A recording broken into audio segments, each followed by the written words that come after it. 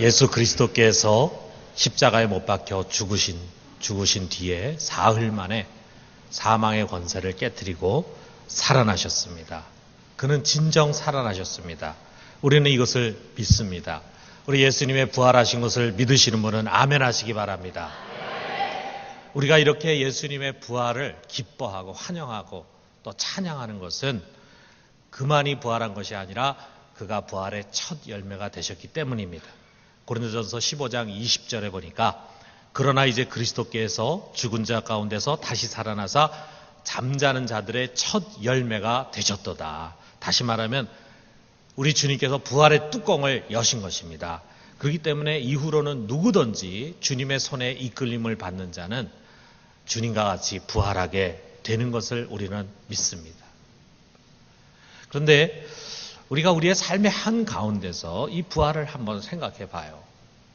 하루 벌어서 하루 먹는 사람들, 또 삶의 당면한 문제에 늘 쫓기면서 바쁘게 살아가는 사람들에게 어떻게 보면 이 부활이라고 하는 것이 먼 날의 이야기처럼 생각이 되고 나와는 상관이 없는 비현실적이고 그리고 낯선 단어처럼 느껴질 수 있습니다. 예수를 믿는 사람이라 할지라도 그래서 부활절이 될 때 부활에 대한 찬송도 부르고 부활에 대한 이야기도 많이 들으면서 부활을 생각하지 평상시 삶의 그 소용돌이 한가운데서는 부활을 별로 생각하지 않고 살아갈 수가 있어요. 그럼 우리가 다른 한편으로 한번 이 부활을 생각해 본다면 우리가 왜 매일 그렇게 정말 분주하게 뛰어다니면서 아침에 일찍 일어나서 하루 종일 일하고 피곤한 몸으로 저녁에 늦게 잠자리에 드는 그런 삶을 반복해서 살아갑니까? 왜 우리에게 찾아오는 그런 문제들을 어떻게든지 해결하고 그것을 뛰어넘으려고 발버둥을 칩니까? 살기 위해서입니다. 살기 위해서. 다 살려고 하는 짓이다 이거죠. 우리 속에 삶에 대한 의욕이 언젠가 없어지게 되면요, 우리가 할 일이 없어집니다. 시간이 남아 돌아갑니다. 언젠가 그런 시간이 우리에게 올지 모르겠지만 더 이상 살고 싶지 않다. 이제 삶을 다 포기하고 싶다. 그런 생각이 들 때가 오면은 시간이 너무 흘러가지 않고 지루해요. 할 일이 없어요. 우리가 이렇게 바쁘다고 하는 것은 그만큼 우리 속에 삶의 의욕이 강하다고 하는 것을 말하고 있는 것입니다. 참 우리 속에 여러 가지 본능이 있지만 그중에서 이 생에 대한 본능만큼 강한 것이 없어요. 아무리 나이가 들어도요, 이 삶에 대한 의욕은 절대로 감소하지가 않습니다. 18세기 계몽주의, 계몽사상의 선구자였던 퐁트넬이라고 하는 사람이 굉장히 오랫동안 살았습니다.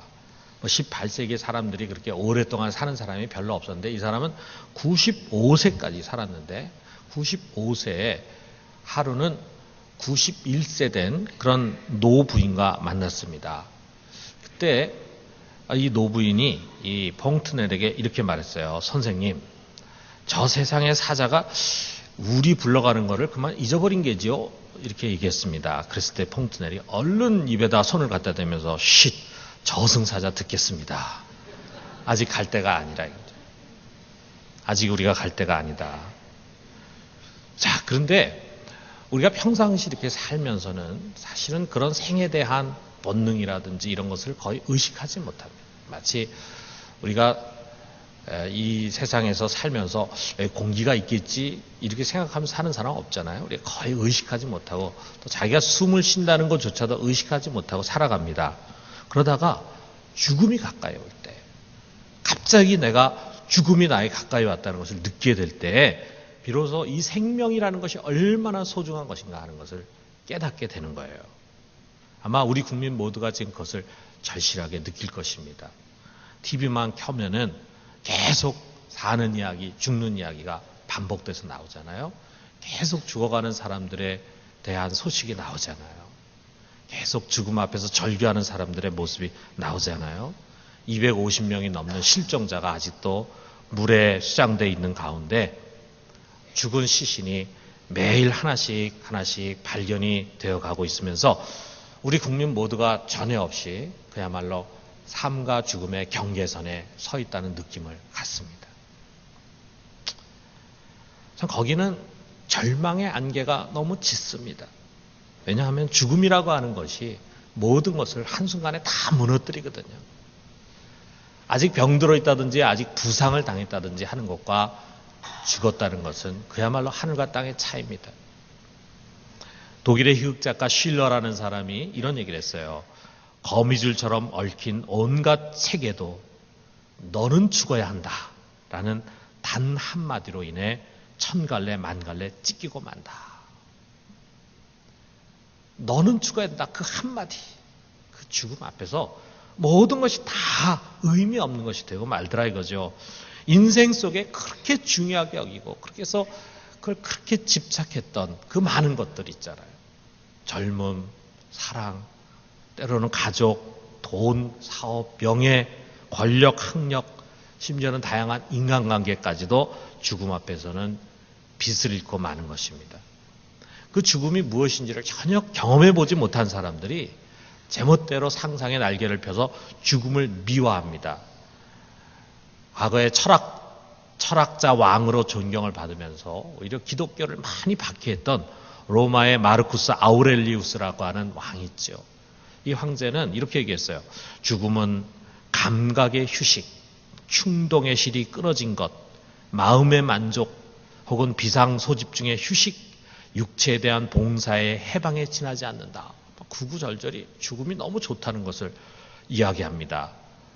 아마 그는 죽은 뒤에 자기가 이런 어리석은 말을 한 것을 굉장히 후회했을 것입니다. 우리가 죽음으로 인해서 더 절망적인 이유는 죽음이라는 것이 끝이면 좋은데 죽음이 끝이 아니라 또 다른 영원한 죽음의 시작이기 때문입니다. 히브리서 9장 27절에 보면은 한 번 죽는 것은 사람에게 정하신 것이요 그 후에는 심판이 있으리니 그랬어요.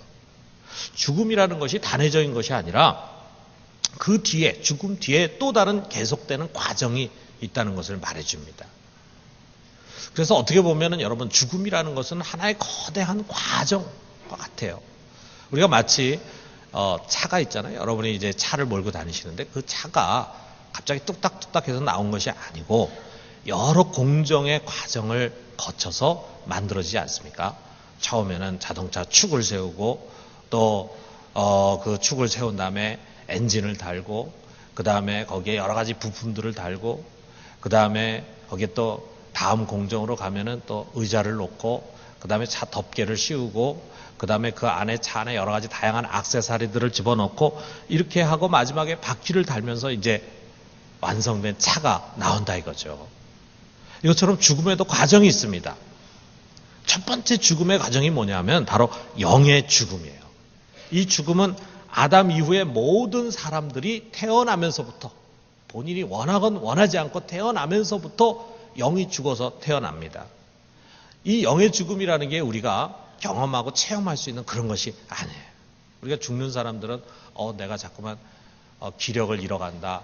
이제 숨을 쉬기가 어렵다 해가지고 자기 죽음을 느끼잖아요.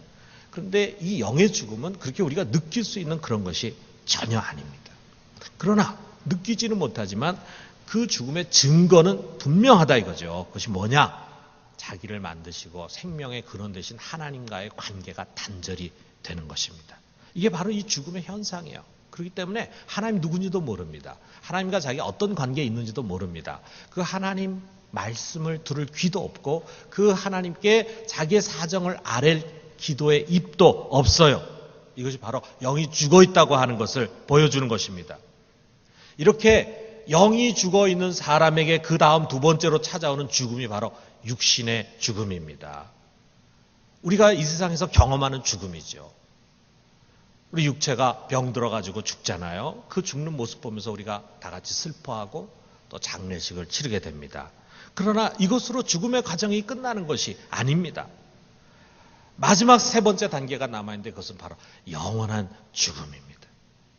육신이 죽은 다음에 그 영혼이 육신으로부터 분리가 되어 그리고 난 다음에 하나님의 정해진 시간, 하나님의 때가 될 때에 재판이 열립니다. 우리가 그것을 심판이라 그러죠. 최후의 심판이라 그러죠.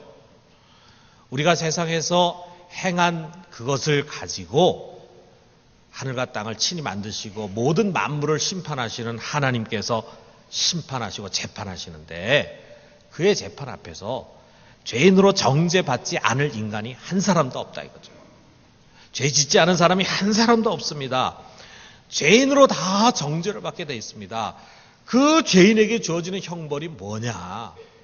영원히 꺼지지 않는 불못 속에 던져지는 것입니다. 그래서 거기서 영원히 고통받으면서 사는 것입니다. 이것이 바로 둘째 사망이에요.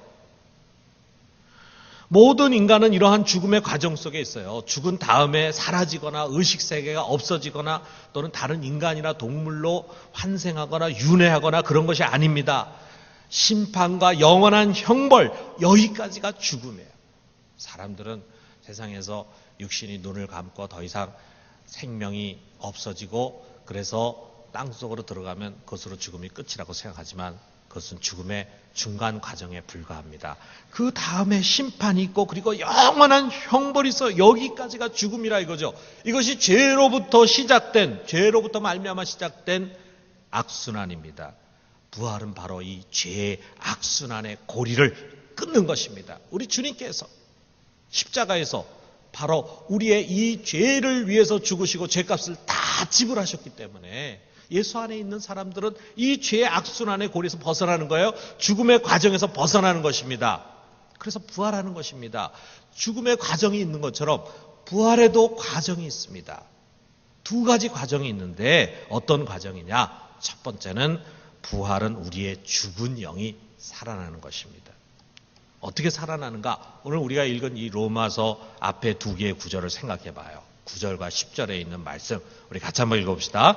만일 너희 속에 하나님의 영이 거하시면 너희가 육신에 있지 아니하고 영에 있나니 누구든지 그리스도의 영이 없으면 그리스도의 사람이 아니라 또 그리스도께서 너희 안에 계시면 몸은 죄로 말미암아 죽은 것이나 영은 의로 말미암아 살아있는 것이니라. 그랬어요. 이게 이제 이 성경을 보면은 때로 우리가 성경 안에 내용 중에는 금방 이렇게 눈에 들어오지 않고 금방 머릿속으로 이해가 안 되는 좀 어렵게 생각되는 구절들이 종종 있죠. 근데 우리가 좀 자세히 들여다보면은 이렇게 어려운 구절이 아닙니다. 먼저 우리는 여기서 세 개 조건절을 보게 되는데 너희 속에 하나님의 영이 거하시면 그리스도의 영이 없으면 그리스도께서 너희 안에 계시면 이러한 말들이 반복이 됩니다. 여기에 하나님의 영, 그리스도의 영 이건 모두 성령을 가르치는 거예요. 성령은 하나님의 영이시면서 동시에 예수 그리스도의 이름으로 오셨기 때문에 그리스도의 영입니다. 그래서 여기 뭐라 하냐면 그리스도의 영이 없으면 그리스도의 사람이 아니다. 다시 말하면 내가 그리스도인이다. 나는 예수를 정말 믿는다라고 생각하는 사람은 이미 성령을 받은 사람이에요. 성령으로 아니하건 그리스도의 영이 내 안에 오시지 않으면 예수를 주라고 할 수가 없습니다. 그러니까 여러분이 어떤 뜨거운 체험을 하고 은사를 받고 방언을 하고 이거 안 한다고 해서 여러분 성령 안 받은 것이 아니고 우리가 예수를 분명하게 인격적으로 고백하고 믿으면은 이미 성령이 내 안에 오시고 그리스도 영이 오셨다 이거죠. 그 성령이 우리 안에 거하실 때 어떤 일이 일어나느냐? 우리가 육신에 있지 아니하고 영에 있다 그랬습니다. 그리고 그 영이 살아나게 된다고 하는 것입니다. 여러분 죽은 영이 다시 말해서 아담 이후에 태어나는 사람들은 태어나면서부터 그 영이 죽는데 그 죽은 영이 다시 살아나. 얼마나 신비로운 거겠어요. 우리가 그거를 볼 수만 있다면 하나님과 같이 그 영이 살아나는 것을 볼 수만 있다면 참 대단하죠. 우리 영이 살아나는 것을 우리가 본다면 아마 우리가 환호성을 부르고 너무 기뻐서 막 미친 듯이 날뛸 것입니다. 그런데 유감스럽게도 우리가 그것을 볼 수도 없거니와 우리의 오감으로 느끼고 체험할 수가 없어요. 이거를 예수님께서는 거듭난다라고 하는 말로 표현해서 설명해 주셨습니다. 요한복음 3장 5절에서 8절에 보면은 진실로 진실로 내게 이르노니 사람이 물과 성령으로 나지 아니하면 하나님 나라에 들어갈 수 없느니라. 육으로 난 것은 육이요 영으로 난 것은 영이니 내가 내게 거듭나야 하겠다는 말을 놀랍게 여기지 말라. 바람이 임의로 불매 내가 그 소리는 들어도 어디서 와서 어디로 가는지 알지 못하나니 성령으로 난 사람도 다 그러하니라 그랬어요. 우리가 육으로 난 것은 육이에요. 이 육은 누구나 다 갖고 태어납니다. 그런데 영이 죽은 가운데 태어나죠. 그런데 우리가 예수님을 만나게 될 때, 예수 그리스도를 영접하게 될 때 우리 죽었던 영이 살아나, 다시 말하면 우리의 영이 다시 거듭나게 되는 것입니다. 그래서 영의 사람이 된다 이거죠. 이것은 우리가 감각할 수도 없고 느낄 수도 없어요. 그러나 우리가 바람을 보게 될 때 바람이 보이지 않습니다. 어디로 가서 어디로 가는지 몰라요. 그렇지만 그 바람이 지나가는 흔적은 우리가 느끼잖아요. 예를 들면은 바람이 지나갈 때 소리가 들립니다. 그리고 깃발이 흔들립니다. 이걸 우리가 볼 수 있어요. 그런 것처럼 우리가 영이 살아나는 과정을 볼 수는 없지만 영이 살아난 증거는 우리가 알 수가 있어요. 그게 뭡니까? 살아난 영은 하나님과 교제를 하기 시작합니다. 여러분 이거예요. 보이지 않는 하나님인데 우리 영이 살아나게 될 때 그분을 느껴요. 그래서 어설프지만 처음에는 어색하고 막 그렇지만 예배를 드리게 됩니다. 예배라는 게 우리가 하나님 만나는 거잖아요. 이렇게 나와가지고 보이지 않지만 그 하나님 앞에 찬양하고 기도하고 말씀 듣는 게 기뻐요. 예배를 즐거이 하게 돼요. 예배 드리기 싫어하고 어떻게든지 이리 빼고 저리 빼서 예배 안 드리려고 하는 사람들은요, 한번 자기의 영혼을 검토해 볼 필요가 있어요. 내가 과연 내 영이 살아있는지 지금. 정말 영이 살아있게 되면은 하나님과 만나고 싶어집니다. 그리고 기도도 하고 그리고 말씀도 깨닫기 시작해요. 대화하기 시작하는 것입니다. 물론 대화를 유창하게 못할지는 몰라도 하려고 해요. 하나님과 대화하려고 해요. 무엇보다도 하나님을 의식하고 그 하나님을 아버지라고 부릅니다. 그러니까 대단한 거죠. 우리가 사람들이 그렇게 두려워하고 무서워하고 어미하다고 여기고 전능하다고 여기는 그 하나님을 우리는 아빠 아버지라고 불러요. 어린아이가 물에 빠져서 익사를 했어요. 그래서 건져내 보니까 숨도 못 쉬고 의식도 없어요. 엄마가 아무리 불러도 대답을 하지 않습니다. 눕혀놓고 응급조치를 하는 거죠. 의사가 와가지고 또는 응급요원이 와가지고 팍 배를 누르고 그리고 또 마우스 투 마우스 하고 이렇게 해가지고 막 하다 보니까 이 아이의 체온이 돌아오고 그리고 숨을 쉬고 의식이 돌아왔어요. 그때 아이는 제일 먼저 자기의 손을 붙잡고 있는 엄마를 확인합니다. 그리고 엄마 하고 부르면서 눈물을 흘린다 이거죠. 운다 이거죠. 살아난 것입니다. 엄마를 알고 엄마를 불러. 그런 것처럼 여러분 우리가 살아나게 되면은 하나님을 알게 되고 하나님을 아버지라고 불러요. 그래서 로마서 8장 16절에 보면은 성령이 친히 우리 영과 더불어 우리가 하나님의 자녀인 것을 증언하시나니 그랬어요. 우리의 영과 성령이 하나님 우리 아버지인 것을 증언해. 그리고 우리 영이 살아나게 되면은 하나님이 아버지라는 것을 깨닫게 되니까 우리가 하나님을 아버지라고 부르게 되고 그렇게 부를 수 있는 것은 성령이 또 우리를 도와주셔서 하나님을 아버지라고 부를 수 있도록 해주시는 것입니다. 여러분 이게 바로 우리가 경험하는 첫 번째 부활입니다. 우리 모두가 예수님을 믿고 거듭나서 죽은 영이 살아나게 되기를 주님의 이름으로 축원합니다. 이 첫 번째 부활을 경험한 사람들이 이제 두 번째 부활을 경험하는데 두 번째 부활은 뭐냐? 우리의 몸이 살아나는 것입니다.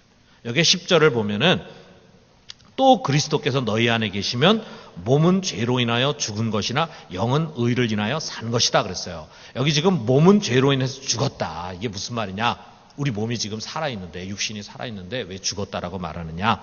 여기에 몸은 죄로 인하여 죽었다라고 하는 표현을 가장 적절하게 말한 것이 뒤에 반복돼서 11절에 너희 죽을 몸을 이런 표현이 있어요. 너희 죽을 몸.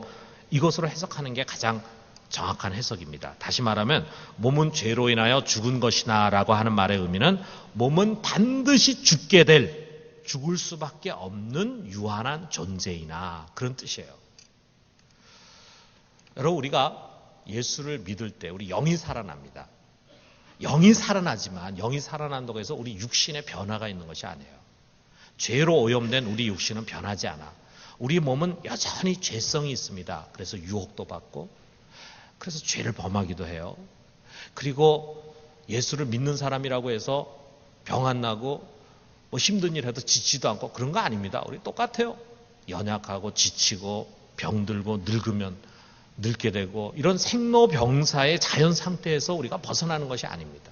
그렇기 때문에 우리가 예수를 믿어서 그 속에 영이 살아난 사람이나 아직 믿지 않아서 영이 죽어있는 사람이나 육신에 있어서는 큰 차이가 없어요. 겉으로는 우리가 구별할 수가 없습니다.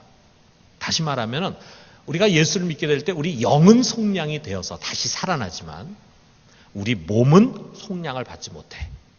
그래서 우리가 힘들어요. 우리가 안 믿는 사람들 같으면은 뭐 자기 그대로 그냥 욕심대로 욕망대로 살아가는 것에 대한 가책이 없어요. 그런데 우리는 우리 영이 살아나면서 거룩한 하나님을 보잖아요. 그리고 거룩한 하나님 말씀 듣게 되잖아요. 어떤 것이 옳은 것이고 바르게 사는 삶인가를 아는데 그대로 살아야 되는데 우리 육신이 변화되지 않으니까, 우리 육신이 연약하니까 우리가 괴로운 거라. 내가 이렇게 살아서는 안 되는데, 그런데 우리도 모르는 사이에 자꾸 육신의 욕망도 쫓아가게 되고 육신이 약하니까 게으르게 되고, 이런 모습 보면서 우리가 탄식해요. 언제나 나는 정말 이 육신의 이런 연약함에서 벗어날 수 있을까, 이런 탄식을 한다 이거죠. 그렇기 때문에 성령을 받은 성도들도 이 세상에서 끊임없이 탄식을 한다. 그게 바로 로마서 8장 23절에 있는 말씀입니다.